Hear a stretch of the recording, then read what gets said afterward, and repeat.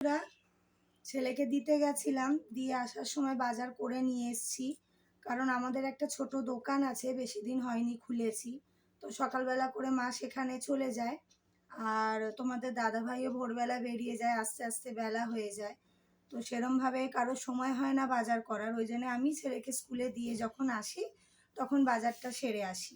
তো দেখো আজকে কি কি বাজার করেছি।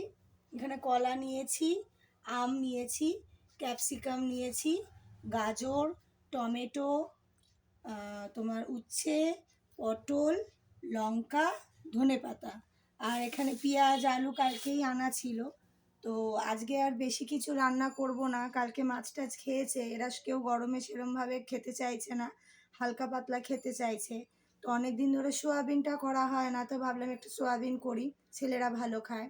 তো একটু সোয়াবিন করব, একটু আমের চাটনি করব, আর একটু উচ্ছে আলু ভাজবো। ব্যাস আজকে এই করব, আর বেশি